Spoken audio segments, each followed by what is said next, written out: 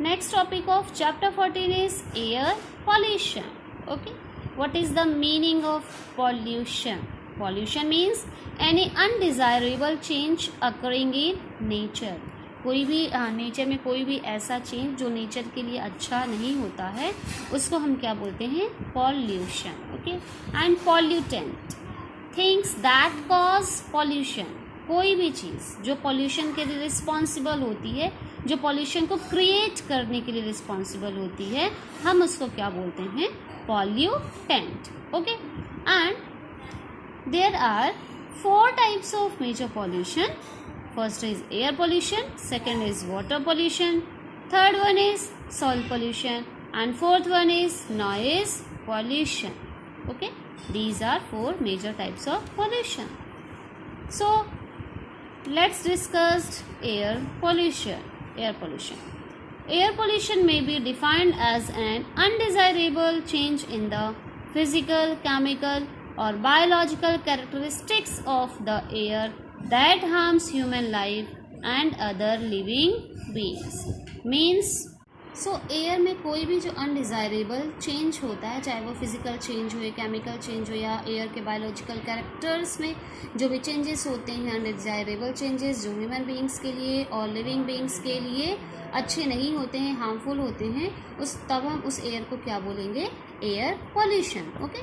So see here there are 2 main pollutants in air. First one is gaseous pollutants and second one is particulate matter.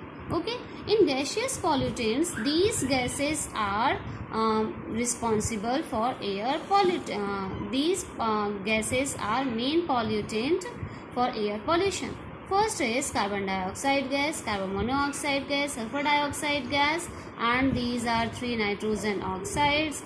CFC means chlorofluorocarbon, hydrogen sulfide gas, methane, and ammonia.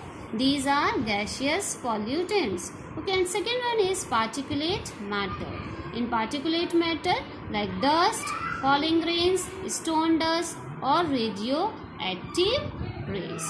Okay, ये क्या है? particulate matter है. dust, falling grains, stone की dust, radioactive rays. Okay.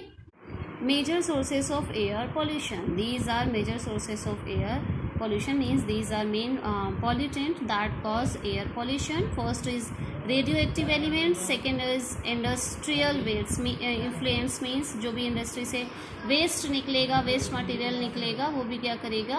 Air को pollute करता है. जैसे बहुत सारी इंडस्ट्रीज रहती हैं जिससे जो स्मोक निकलता है वो क्या करेगा? पॉल्यूशन क्रिएट करेगा.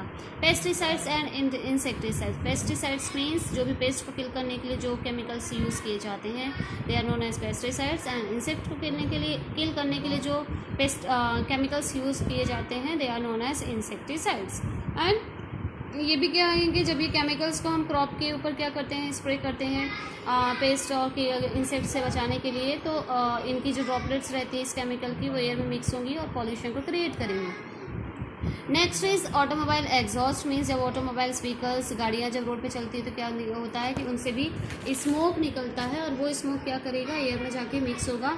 उस स्मोक में बहुत सारी पॉइजनस गैसेस रहती हैं, like sulphur dioxide and carbon dioxide, carbon monoxides. वो क्या होंगे? एयर में मिक्स होंगे पॉल्यूशन को क्रिएट करने की. Next is smoke. स्मोक कोई भी चीज़ जब हम बर्न करते हैं तो उससे स्मोक प्रोड्यूस होता है. उस स्मोक में क्या प्रेजेंट रहेगा? कार्बन डाइऑक्साइड और कार्बन मोनोऑक्साइड गैसेस प्रेजेंट रहेंगी, जो क्या करेंगी? पॉल्यूशन को क्रिएट करने के लिए रिस्पॉन्सिबल रहती हैं. Okay. And next is heavy metals. Heavy metals जो कि suppose like mercury and lead, जो कि क्या होते हैं? हमारी हेल्थ के लिए बहुत ही ज़्यादा हार्मफुल रहते हैं. They also cause pollution because they mix in air. And next is photochemical smoke. Smoke means कोहरा. ठीक है. एंड जहाँ भी एयर पोल्यूशन बहुत ज़्यादा रहता है, जहाँ भी जो भी पॉइजनस गैसेस ज़्यादा अमाउंट प्रेजेंट रहती है, वहाँ पे जो स्मॉग रहता है वो ज़्यादा फॉर्म होता है, ज़्यादा बनता है. रीज़न क्या है? क्योंकि जो वहाँ पे वाटर वेपर भी रहती हैं, वाटर वेपर, और वहाँ पे क्या रहेगा? ये एयर जो पॉइजनस एयर है वो वेपर के साथ मिक्स हो जाती है और स्मॉग को फिर फॉर्म करती है, और उस स्मॉग में फिर सांस लेना, ब्रीथिंग करना बहुत ही मुश्किल होता है। दिल्ली वगैरह में हमने देखा है कि वहाँ पे स्मॉग बहुत ज़्यादा फॉर्म होता है, इसलिए वहाँ पे जो क्योंकि वहाँ पे जो पॉल्यूशन है वो बहुत ही ज़्यादा है, इसलिए वहाँ पे स्मॉग जो रहता है मैक्सिमम टाइम मतलब रहता है विंटर सीजन में। And next is ionising radiation. So these are major causes of air pollution, or you can say these are major sources of air pollution. And next is harmful effects of air pollution. अभी जो air pollution होगा हमारे health के ऊपर क्या क्या problems वो create करेगा, क्या क्या डिसएडवांटेजेस हैं एयर पॉल्यूशंस के, ठीक है, क्या क्या प्रॉब्लम्स ये क्रिएट करेगा। First is respiratory problems. Respiratory problems means जो भी रेस्पिरेशन में जो भी प्रॉब्लम्स क्रिएट होंगी वो like bronchitis and asthma and lung cancer, ठीक है। सो ये पॉइजनस गैसेस जो भी एयर में प्रेजेंट रहती हैं वो ये अस्थमा और लंग कैंसर को क्रिएट करती हैं, ठीक है। And next is carbon monoxide poisoning. Okay, carbon monoxide gas बहुत ज़्यादा पॉइजनस होती है जो हमारी हेल्थ के लिए अच्छी नहीं होती है, और ये क्या करेगी, जैसे ही कार्बन मोनोऑक्साइड गैस हीमोग्लोबिन से रिएक्ट करेगी it will form carboxy haemoglobin. अब ये कार्बन मोनोऑक्साइड गैस जो होती है उसकी जो बाइंडिंग एफिनिटी रहती है हीमोग्लोबिन की इसके साथ as comparison to carbon dioxide क्या होती है, बहुत ही ज़्यादा होती है। मीन्स कार्बन डाइऑक्साइड हीमोग्लोबिन के साथ उतनी जल्दी बाइंड नहीं होता है जितनी जल्दी कार्बन मोनोऑक्साइड गैस हीमोग्लोबिन के साथ बाइंड होती है। और ये जब ये कार्बोक्सी हीमोग्लोबिन फॉर्म करती है तो ये जो होता है कि क्या होता है, इसकी यदि थोड़ी देर तक हमारी बॉडी में यदि ज़्यादा अमाउंट में फॉर्म हो जाता है कार्बोक्सी हीमोग्लोबिन तो किसी भी पर्सन की कुछ टाइम के अंदर ही क्या होती है, डेथ हो जाती है। Next harmful effect of air pollution is acid rain due two sulphur dioxide and nitrogen monoxide gases. Acid rain बनती है। Okay, so let's see the reaction. When sulfur dioxide reacts with oxygen, it will form sulfur trioxide. Okay, and when this sulfur trioxide reacts with water, it forms sulfuric acid H2SO4. This is the formula of sulfuric acid. ठीक है, और यही acid क्या होता है, water के साथ जब ये सल्फर ट्राइऑक्साइड गैस वाटर के साथ रिएक्ट करेगी तो ये एसिड फॉर्म करेगी, और यही एसिड फिर वाटर के साथ फिर नीचे गिरता है, जिसके कारण स्किन पे जलन भी होती है यदि ये वाटर एसिड वाला वाटर हमारे स्किन के ऊपर पड़ता है। इसी को हम क्या बोलते हैं, एसिड रेन बोलते हैं। And when nitrogen monoxide react with oxygen gas it will form nitrogen pentoxide N2O5, and when this nitrogen pentaoxide reacts with water it will form nitric acid HNO3. So these two acids, sulfuric acid and nitric acid, are responsible for acid rain. Okay, so all the three are the harmful effects of air pollution. Next topic of chapter 14 is water, a wonder liquid. Okay, liquid means fluid that can flow. Okay, and water is a universal solvent. Universal solvent, हम इसे universal solvent क्यों बोल रहे हैं, क्योंकि maximum चीज़ों को खुद के अंदर क्या कर लेता है, डिजॉल्व कर लेता है। And what is the meaning of solvent, जो सॉल्वेंट मीन्स कोई भी लिक्विड जो खुद के अंदर किस चीज़ों को डिजॉल्व कर लेता है उसको हम क्या बोलते हैं, solvent. For example when we dissolve salt and sugar in water, so क्या करता है वाटर, उसको अपने अंदर डिजॉल्व कर लेता है सॉल्ट एंड शुगर को, that's why we called water is a solvent. Okay, and on the earth 97.5% of water is ocean water. Means हमारे अर्थ पे जितना भी वाटर प्रेजेंट है उसका 97.5% वाटर क्या है, ओशियन में प्रेजेंट है। And ocean water is saline water because in ocean water salt concentration is very high. जो सॉल्ट कंसंट्रेशन होता है वो ओशियन वाटर में बहुत ज़्यादा हाई होता है, इसलिए ये हमारे ड्रिंक के लिए कैपेबल नहीं होता है, एबल नहीं होता है, ये हम इसको ड्रिंक नहीं कर सकते हैं। Okay, and only 2.5% of water is fresh water. Only 2.5% of water is fresh water. और इसी 2.5% वाटर का हम सारी चीज़ों में जो भी हम वाटर यूज़ करते हैं, इसी 2.5% वाटर को ही हम यूज़ करते हैं। ओके, एंड इस 2.5% वाटर का, इस 2.5% वाटर का ध्यान दीजिए, 2.5% वाटर का जो 70% वाटर है वो फ्रोजन वाटर है, मीन्स वो आइस के फॉर्म में है। ओके, आइस के फॉर्म में है। अब इस 2.5% वाटर का 70% वाटर आइस के फॉर्म में है और 30% वाटर ग्राउंड वाटर है, जिसको हम यूज करते हैं, मीन्स ग्राउंड के अंदर वो वाटर प्रेजेंट है, underground water. Okay, and lake and river में 0.03% ही वाटर प्रेजेंट है। ओके, सो 2.5% वाटर का 70% वाटर फ्रोजन वाटर है, 30% water ground water. Okay, and based on the intensity of annual rainfall, the regions in our country are divided into 4 zones. अब जो भी ये water का level किसके थ्रू मेंटेन रहता है, जो कि हमारी अर्थ पे जो रेन होती है उसके थ्रू मेंटेन रहता है। अब हमारी अर्थ पे ये जो रेन होती है उसका जो अमाउंट होता है उसके बेस पे हमारे जो एरिया है कंट्री का, उसको 4 पार्ट में डिवाइड किया गया है। First is wet zone, rainfall very high. Okay, ये जो वेट जोन वाला एरिया, इस पे रेन जो होती है बहुत ज़्यादा होती है। ठीक है, ओवर 200 सेंटीमीटर, मीन्स 200 सेंटीमीटर के ज़्यादा होती है। एक साल में 200 सेंटीमीटर से भी ज़्यादा अमाउंट में रेन होती है। ठीक है, so this area is called wet zone. Okay, rainfall is very high. And second one is intermediate zone. In this zone heavy rainfall about 100 to 200 centimetre. Okay, जो फर्स्ट वाला जोन है wet zone, उसमें 200 centimetre के ऊपर होती है। Second वाला जो जोन है इंटरमीडिएट जोन, उसमें रेनफॉल 100 to 200 सेंटीमीटर के बीच होती है। And third zone is semi arid zone, rainfall is moderate, means जो रेन होती है वो क्या होती है, एक मीडियम जोन में होती है। ठीक है, 50 to 100 सेंटीमीटर। ठीक है, and fourth one is arid zone, rainfall is very low. जैसे कि जो डिजर्ट एरिया है, रेगिस्तान वाला जो एरिया है, वहां पे जो रेनफॉल होती है वो बहुत ही कम होती है, about 20 to 50 centimetre. Okay, and the question is why do we need water.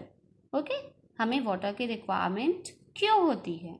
So water is medium for cellular processes. जितने भी सेल्स हैं, eukaryotic cells, prokaryotic cells, multi cellulars, human beings, उनकी बॉडी की प्रोसेसेस के लिए, ठीक है, किसकी ज़रूरत पड़ेगी, वाटर की ज़रूरत पड़ेगी। क्योंकि जो भी हमारी बॉडी के अंदर मिनरल्स डिजॉल्व हैं वो one body part two another body part में वो कैसे, किसके थ्रू ट्रांसफर करते हैं, वाटर के थ्रू ही वो ट्रांसफर करते हैं। Second point, substance that participate in reactions are water soluble.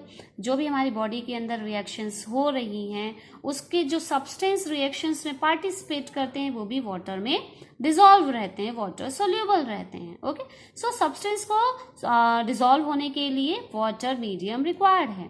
Third, substances that are transported from one to another body part are also in dissolve state.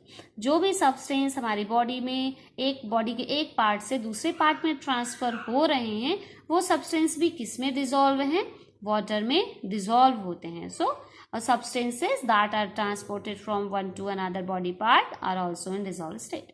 Then terrestrial life forms requires fresh water. जो भी terrestrial lives हैं, means जो भी land के जो भी जितने भी एनिमल्स हैं, ह्यूमन बीइंग्स हैं, उनकी जो लाइफ होती है उसके लिए भी हमें वाटर की रिक्वायरमेंट होती है।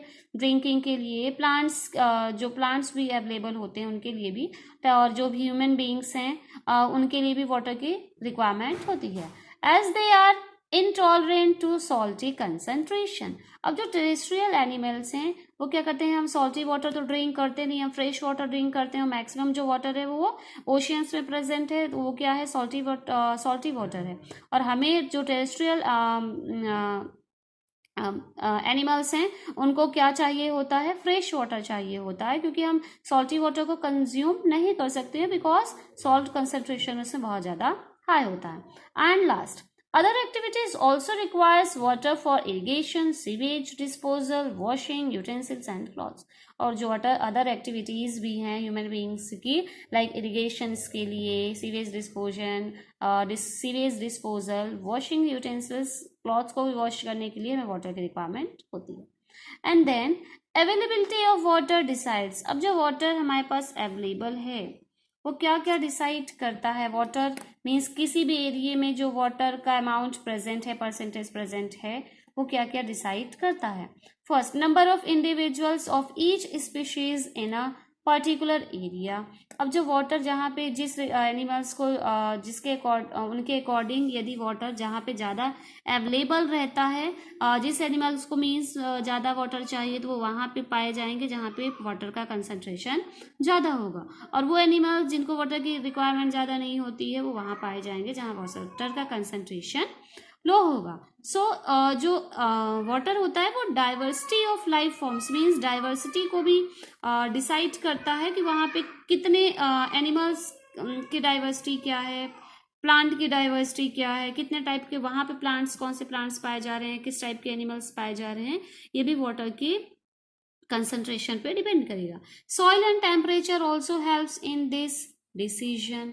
अब जो सॉइल होती है जहाँ पे वाटर ज़्यादा अमाउंट में प्रेजेंट होता है वहाँ की सॉइल अच्छी होती है। क्ले वाली जो सॉइल होती है जहाँ वाटर का कंसंट्रेशन या वाटर जो कम अमाउंट में अवेलेबल होता है वहाँ की जो सॉइल होती है वो सैंडी होती है, ठीक है। जैसे कि डिजर्ट एरिया, वहाँ पे वाटर अमाउंट बहुत ही लो है इसलिए वहाँ पे वेस्ट सैंड है टोटल, ठीक है। So availability of water decides these things. Okay, so this topic water wonder liquid is completed. Our next topic of chapter 14 is mineral riches in the soil and formation of soil. Means जो minerals होते हैं वो soil में कैसे बनते हैं और हमारी जो soil होती है वो कैसे बनती है। So in this topic we will see formation of soil by sun, water and wind. Okay, so let's start. Soil is the uppermost of the earth. Uppermost of the earth. This is the uppermost layer of the earth. This is known as soil. It is essential for our survival and development. जो soil होती है वो हमारी growth के लिए, हमारे life के लिए बहुत ही क्या होती है, important होती है. Why? Because we live on the earth and it provides habitat for microbes, plants and animals. जितने भी एनिमल्स रहते हैं वो सॉइल के ऊपर रहते हैं, प्लांट्स रहते हैं वो सॉइल के ऊपर ही ग्रो करते हैं, जितने माइक्रोब्स होते हैं वो भी सॉइल के ऊपर ही ग्रो करते हैं। So soil serve as natural habitat. Okay, and second, the outer most layer of our earth is called the crust. The outer most layer of the earth, earth की जो सबसे बाहर वाली लेयर होती है उसको हम क्या बोलते हैं, क्रस्ट बोलते हैं, ठीक है। And the minerals found in this layer supply a variety of nutrients to life forms। और इसी लेयर के ऊपर, ये जो आउटर मोस्ट लेयर होती है उसी के ऊपर क्या मिलते हैं, मिनरल्स पाए जाते हैं जो कि क्या करते हैं, बहुत सारे न्यूट्रिएंट्स प्रोवाइड करते हैं ह्यूमन बींग्स को, एनिमल्स को, प्लांट्स को, ठीक है। These minerals are broken available to the organism if they are broken down near the surface of the अर्थ। अब यही जो मिनरल्स होते हैं वो क्या करते हैं, जो भी ऑर्गेनिज्म प्रेजेंट रहते हैं जिनमें ये मिनरल्स प्रेजेंट रहता है तो क्या करते हैं, जब वो डिके होते हैं उनका ब्रेक डाउन होता है, अब ये मिनरल्स की इसमें फिर आके मिल जाता है, जो अर्थ की सरफेस रहती है उसमें जाके ये मिल जाता है। This process is called withering which results in the formation of soil. और ये जो सारी ब्रेक डाउन की प्रोसेस होती है उस प्रोसेस को हम क्या बोलेंगे, वेदरिंग की प्रोसेस बोलते हैं, जिसके थ्रू क्या होता है, सॉइल का फॉर्मेशन फिर होता है। अब ये जो सॉइल का फॉर्मेशन होगा किस किस प्रोसेस के थ्रू होगा, इसमें कौन कौन से फैक्टर्स इन्वॉल्व होते हैं। So various factors that make soil are as follows.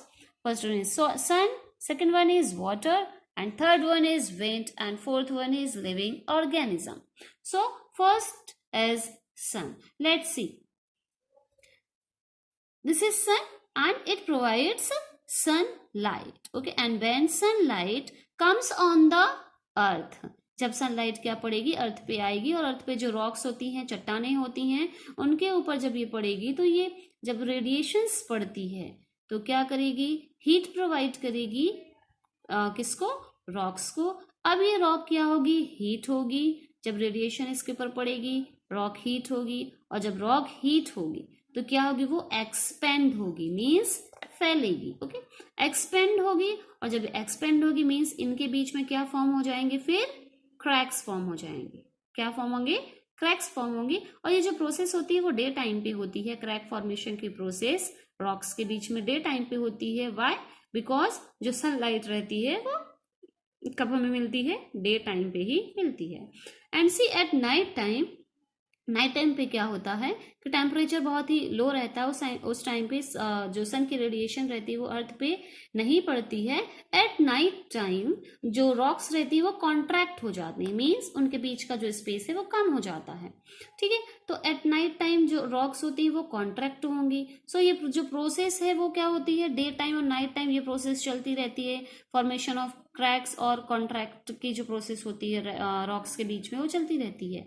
सो ये जो कंटिन्यू जो प्रोसेस होती रहती है उसके कारण क्या होगी, क्रैक्स फॉर्म होते हैं। ठीक है, ये क्रैक्स फिर धीरे धीरे बिगर होते जाते हैं, और इसके थ्रू फिर क्या बनता है, छोटे छोटे पार्टिकल्स में जो रॉक्स होती हैं क्रैक के थ्रू छोटे पार्टिकल्स में डिवाइड होती जाती हैं, जिसके थ्रू सॉइल फिर फॉर्म होती है। And see second factor that is wind. Okay, जो विंड होती है वो भी क्या करती है, सॉइल फॉर्मेशन में हेल्प करती है। The wind also carries sand from one place to other like water does. See the second factor, water. Okay, and water भी सेम प्रोसेस ही करता है। वाटर भी सॉइल फॉर्मेशन में जब क्या होता है, वाटर बहुत ज्यादा अमाउंट में कंटिन्यू फ्लो होता रहता है, तो जो आपस में जो रॉक्स रहती है वो क्या करती हैं, आपस में वो क्या करती हैं कि उनके बीच में क्या होता है, वो आपस में कोलैप्स होती हैं, टकराती हैं, और टकराने के कारण उनके बीच में क्रैक्स फॉर्म होते हैं। ठीक है, क्रैक्स फॉर्म होंगे, और वो क्रैक्स क्या होंगे, फिर धीरे धीरे वो क्या होते हैं, बिगर होते जाते हैं, और बिगर होने के बाद फिर क्या होता है कि छोटे छोटे पार्टिकल्स में डिवाइड होते जाता है। तो जब क्या होता है, क्रैक्स ये फॉर्म हो जाते हैं जब ये रॉक्स क्या होती हैं कि वाटर के कांटेक्ट में आएंगी, कंटिन्यू दो रॉक्स आपस में कांटेक्ट में आएंगी, तो जहां पे ये क्रैक्स फॉर्म रहता है उसके बीच में क्या फिल हो जाता है, वाटर फिल हो जाता है। अब विंटर सीजन में ये जो वाटर होता है वो क्या होता है, फ्रीज हो जाता है, मीन्स जम जाता है। ठीक है, अब जब ये वाटर क्या होगा, जम जाता है, तो इसके जमने के कारण जो क्रैक्स होते हैं वो धीरे धीरे उनका जो साइज होता है वो बढ़ता जाता है, और फिर क्या होता है, इनके बीच का स्पेस भी बढ़ता जाता है, और इन जो क्रैक्स है उसका साइज बढ़ता जाएगा, और रॉक्स क्या होती हैं, ब्रेक डाउन होती रहती हैं। ठीक है, और ये जो प्रोसेस है वो कंटिन्यू चलती रहती है, जिसके कारण सॉइल फॉर्म होती है। जो रॉक्स है वो स्मॉल पार्टिकल्स में डिवाइड होती जाएगी और सॉइल फॉर्म करेगी। ठीक है, and third is wind. Okay, wind also carries sand from one place to the other like water does। जैसे जो वाटर होता है हेल्प करता है सॉइल फॉर्मेशन में, वैसे विंड भी हेल्प करती है। विंड क्या करती है, wind, moving air is known as wind. Okay, so जब विंड क्या होती, ब्लो होती है, तो क्या करती है, वो अपने साथ जो भी सॉइल के पार्टिकल्स रहते हैं, एक प्लेस पे सैंड के पार्टिकल्स रहते हैं, तो एक प्लेस से दूसरे प्लेस पे ले जाती है। ठीक है, और क्या करती है, सॉइल फॉर्म करने में वो हेल्प करती है। And last one factor is living organisms. Living organisms like lichen and moss. First see lichen. Okay, ये जो लाइकेन वो क्या करता है, रॉक के ऊपर ग्रो करता है और कुछ सब्सटेंसेस रिलीज करता है। ये lichen, this is lichen, this is rock. And जब ये क्या करेगा, लाइकेन रॉक के ऊपर ग्रो करेगा, ये कुछ सब्सटेंस रिलीज करता है। जब ये सब्सटेंस रिलीज होता है तो रॉक की सरफेस के ऊपर एक पाउडर फॉर्म बनाता है। ठीक है, rock surface in powder form means rock को की जो सरफेस रहती है उसको पाउडर फॉर्म में चेंज कर देता है, और यही पाउडर फॉर्म किस में चेंज हो जाता है, फिर थिन लेयर ऑफ सॉइल, एक सॉइल की थिन लेयर फॉर्म करती है। ठीक है, एंड सी इस ये जो थिन लेयर फॉर्म हो जाती है सब्सटेंस रिलीज करने के बाद, लाइकेन जब सब्सटेंस रिलीज करेगा थिन लेयर सॉइल की फॉर्म होगी। अब इस थिन सॉइल के थिन लेयर के ऊपर जो मॉस है वो क्या करेगा, ग्रो करेगा। ठीक है, अब ये जो मॉस क्या करेगा, ग्रो करेगा, तो क्या होगा, जो रॉक होती है वो अगेन फिर से स्मॉल पार्टिकल्स में फिर ग्रो होना मीन्स स्मॉल पार्टिकल्स में ब्रेक डाउन होना स्टार्ट हो जाएगी, और ये प्रोसेस फिर कंटिन्यू चलती रहेगी। अब जब रॉक ब्रेक हो जाती है, मीन्स उनके बीच में क्रैक्स फॉर्म हो जाते हैं, तो उन्हीं क्रैक्स के बीच में सी हियर, यहाँ पे जब रॉक्स के बीच में क्रैक्स फॉर्म हो जाते हैं मॉस के ग्रो करने के बाद, तो कभी कभी क्या होता है कि जो कुछ प्लांट्स ग्रो कर जाते हैं और उनकी रूट इस क्रैक्स के बीच में से होके चली जाती है अंडरग्राउंड, जमीन के नीचे तक चली जाती है। ठीक है, अब ये इनके बीच का जो क्रैक्स होता है वो और बिगर हो जाता है। ठीक है, और रॉक्स के बीच का जब क्रैक बिगर हो जाता है तो जो रॉक्स होती हैं वो ब्रेक डाउन हो जाती हैं, टूट जाती हैं चट्टानें, और सॉइल फॉर्मेशन फिर हो जाता है। रीजन, क्योंकि जो रॉक्स है वो स्मॉल पार्टिकल्स में कंटिन्यू फिर डिवाइड होती रहती हैं। Okay, so this is the process of soil formation. Okay, and see what is topsoil. The topmost layer of the soil that contains humus and living organism in addition to the soil particles is called the topsoil. topsoil means जो सबसे ऊपर वाली जो layer रहती है soil को, उसको हम क्या बोलेंगे, टॉप सॉइल बोलते हैं। क्यों? और जिसमें क्या प्रेजेंट रहता है, ह्यूमस और लिविंग ऑर्गेनिजम्स प्रेजेंट रहते हैं। अब ये ह्यूमस कैसे फॉर्म होता है, जो भी ऑर्गेनिजम्स की डेथ होती है, डिके होते हैं, उनकी डेथ के बाद क्या फॉर्म होता है, ह्यूमस फॉर्म होता है। इसमें मिनरल्स जो रहते हैं बहुत ही ज्यादा अमाउंट में रहते हैं। ठीक है, तो टॉप सॉइल क्या हो गया, top most layer of the soil known as top soil. Okay, that contains humus and living organisms. And what is soil pollution? Removal of useful components from the soil and addition of other substances which adversely affect the fertility of soil and kill the diversity of organisms that live in it is called pollution.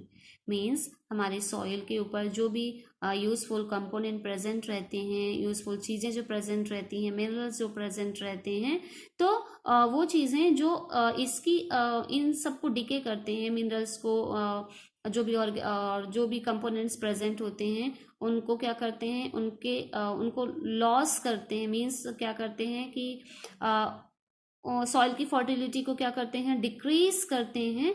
ठीक है, सो तब क्या होती है, जो हमारी soil का जो मिनरल्स है वो क्या होता है, धीरे धीरे कम होता जाता है। सॉइल की फर्टिलिटी धीरे धीरे कम होती जाती है, लो होती जाती है। इसी प्रोसेस को हम क्या बोलते हैं, सॉइल पोल्यूशन। तो सॉइल पोल्यूशन के लिए मेनली 2 फैक्टर रिस्पॉन्सिबल होते हैं, जैसे कि फर्टिलाइजर यूज करते हैं, केमिकल फर्टिलाइजर्स यूज करते हैं, लाइक DDT यूज करते हैं। तो वो DDT क्या करते हैं कि जो भी छिड़काव करते हैं ना क्रॉप फील्ड के ऊपर इंसेक्ट्स से प्रोटेक्ट करने के लिए, तो DDT क्या होता है, सॉइल में मिक्स होता है और सॉइल की फर्टिलिटी को कम करता है। और जो केमिकल फर्टिलाइजर्स रहते हैं वो स्टार्टिंग में ग्रोथ तो करते हैं, सॉइल की फर्टिलिटी को ग्रो करते हैं, बट आफ्टर सम टाइम्स यदि हम कंटिन्यूअसली यूज करते हैं तो क्या करते हैं, सॉइल की फर्टिलिटी को फिर कम करते जाते हैं। और जो भी सॉइल में जो फार्मर्स के फ्रेंड होते हैं, फार्मर्स फ्रेंड मीन्स जो अर्थवर्म प्रेजेंट रहते हैं, उनको भी किल कर देते हैं। मीन्स ये क्या करते हैं, फिर सॉइल पोल्यूशन को ये क्रिएट करने के लिए सबसे रिस्पॉन्सिबल फैक्टर होते हैं। So this is the process of soil formation by sun, water, wind, living organisms, and this is the soil pollution. So our this topic is completed. Okay.